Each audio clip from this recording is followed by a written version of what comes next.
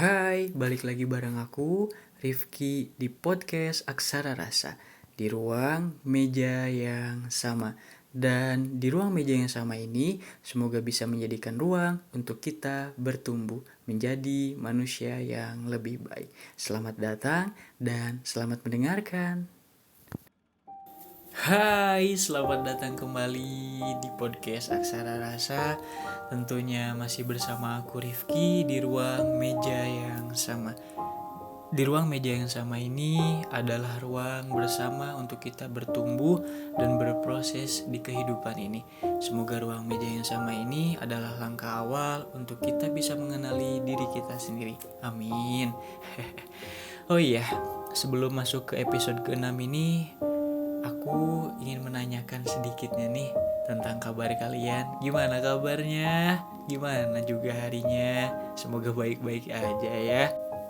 Walaupun kadang hal yang baik selalu bersandingan dengan hal yang tidak baik, aku harap kabar kalian yang sedang tidak baik-baik saja bisa menjadikan kalian lebih tangguh ya. Bisa menjadikan kalian untuk bisa lebih mengenal diri kalian sendiri. Karena tidak semua luka itu menyakitkan, tidak semua luka itu membuat kita jatuh. Tapi ada kalanya luka-luka itu menjadikan kita semakin kuat dan tangguh untuk berdiri di kaki kita sendiri. Jadi bukan tentang luka itu, tapi tentang persepsi kita mengenai luka itu. Oh iya, sekarang kan udah masuk episode ke-6 nih. Aku mau banyak berterima kasih untuk kalian yang masih stay di dalam podcast aku, podcast Aksara Rasa ini, khususnya di ruang meja yang sama ini. Dan di episode ke-6 ini, aku ingin berbagi sedikitnya pengalaman aku mengenali tentang pikiran dan perasaan.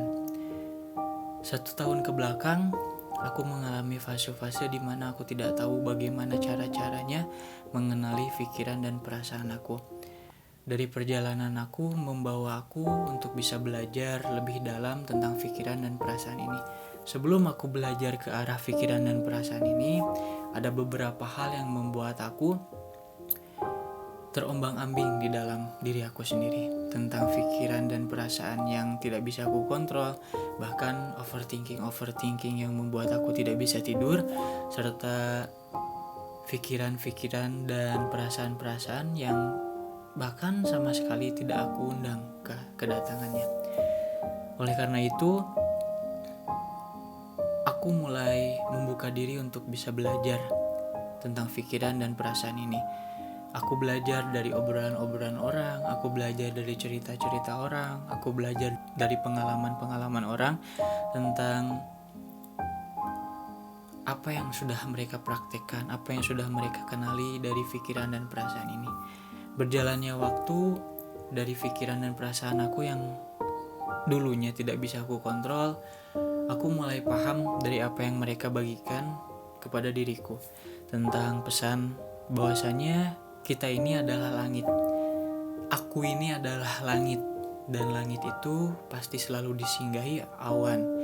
Dan awan itu kadang ada awan putih, ada awan abu-abu, serta awan gelap sekalipun. Dan kita sebagai langit tentunya tidak pernah menghalangi awan itu datang. Awan itu datang dengan sendirinya, lalu pergi dengan sendirinya. Begitu pula langit yang tidak pernah menghalang-halangi awan itu, maka tersadarlah aku dari sisi pikiran dan perasaan ini, kalau pikiran dan perasaan ini adalah awan-awan itu. Dan aku yang menyadari tentang kedua itu, pikiran serta perasaan adalah langit di dalamnya. Dan setelah aku tahu kalau pikiran dan perasaan itu datang lalu pergi atau sifatnya sementara, aku mulai menemukan ketenangan atau jawaban-jawaban dari pertanyaan aku. Bagaimana cara mengontrol, bagaimana cara sadar kalau itu adalah pikiran, kalau itu adalah perasaan, kalau itu bukan aku, itu adalah pikiran, itu adalah perasaan. Di situ aku mulai menerapkan persepsi yang bisa membuat aku memandang bagaimana pikiran dan perasaan aku ketika bergejolak sama sekali tidak bisa aku kontrol. Berjalannya waktu, setelah aku sadar kalau pikiran itu hanya datang lalu pergi dan bersifat sementara, aku mulai menemukan ketenangan yang tidak pernah aku temukan sebelumnya. Ketenangan itu berasal dari dalam diri aku sendiri. Karena apa? Karena aku tidak lagi terhanyut oleh pikiran dan perasaan yang mungkin selama ini membuat aku menjadi lupa caranya melangkah, lupa caranya menikmati hidup, lupa caranya bagaimana aku bisa menyayangi diri aku sendiri. Tentunya bukan hal mudah dalam berproses tentang mengenali diri. Yang pertama, kita mungkin harus berhadapan dengan masa lalu. Masa lalu itu tidak hanya hal-hal yang kita sukai, bukan, ada hal-hal yang tidak kita sukai yang harus kita temui.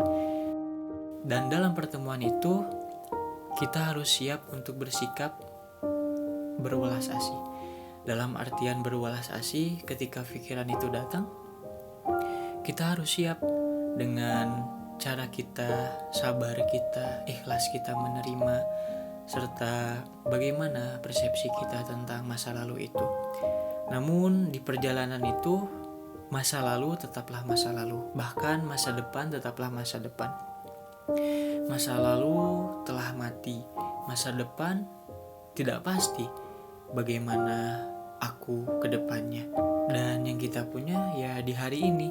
Dengan kesadaran aku menyadari pikiran dan perasaan itu hanya datang lalu pergi dan bersifat sementara, aku mulai menyadari kalau hidup ini ya benar-benar di hari ini, hidup ini ya di momen saat ini. Jadi ketika aku sadar aku hidup di momen saat ini, aku mulai menikmati bersama orang-orang yang aku sayang. Aku mulai menikmati hal-hal yang mungkin selama ini aku mengerjakan itu, tapi pikiran aku tidak di situ. Dan aku mulai tersadar betapa nikmatnya ketenangan yang ada di dalam diri ini. Aku mulai paham kenapa aku selalu mencari yang di luar. Namun di sisi lain, aku juga mulai menyukai ini karena aku lebih tersadar kenapa aku harus terhanyut lebih dalam dari luka ataupun bahagia. Kalau aku sadar semua yang ada di pikiran dan perasaan ini hanya datang lalu pergi. Setelah aku sadar kalau sifatnya hanya sementara. Ya, tidak mudah sih. Tapi apa salahnya aku untuk mencoba lebih dalam, lebih mengenal dan berdamai dengan apa yang tidak bisa aku terima. Tentunya aku banyak berterima kasih kepada mentor-mentor yang sudah bijak dalam memberikan pemahaman tentang cara mengenali diri sendiri. Dan semoga pengalaman aku ini tentang perasaan dan pikiran bisa membantu teman-teman semua ya, untuk bisa, atau mungkin ketika kalian menemukan hal yang sama di kemudian hari, kalian bisa mempraktekannya juga apa yang sudah aku praktekkan sebelum-sebelumnya. Dan patut kita sadari ketika kita mengambil keputusan atau langkah untuk bisa mengenali diri ini, entah itu tentang pikiran serta perasaannya, tidak menutup kemungkinan kalau ke depan nanti kita tidak menemui kecewa lagi, kita tidak menemui luka hati lagi. Karena kecewa, luka hati, sedih, atau bagian-bagian yang lain-lainnya itu adalah bumbu untuk kita berproses menjadi lebih baik di kehidupan ini. Justru ketika hal-hal yang tidak mengenakan itu datang, kita akan lebih kokoh, kita akan lebih kuat, kita akan lebih paham, dan kita akan lebih bisa berhadapan dengan apa yang tidak kita sukai. Kadang kita ini selalu lari dari apa yang tidak bisa kita temui. Apa salahnya hari ini kita tekadkan untuk diri kita sendiri, lebih mengenal ke diri sendiri untuk bisa berdamai dan berhadapan dengan apa yang tidak bisa kita temui di hari-hari sebelumnya. Maka dari itu, aku yakin teman-teman pasti akan lebih bijak. Aku yakin teman-teman pasti akan lebih bangkit. Karena apa?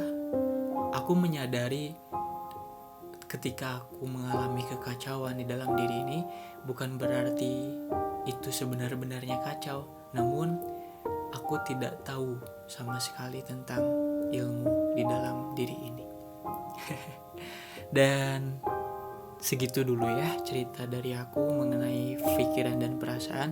Semoga banget apa yang aku share ini bisa bermanfaat khususnya untuk diri aku pribadi, bahkan bermanfaat untuk teman-teman semua, entah itu sekarang atau di kemudian hari nanti. Dan aku percaya kalian lebih hebat dari apa yang kalian pikirkan.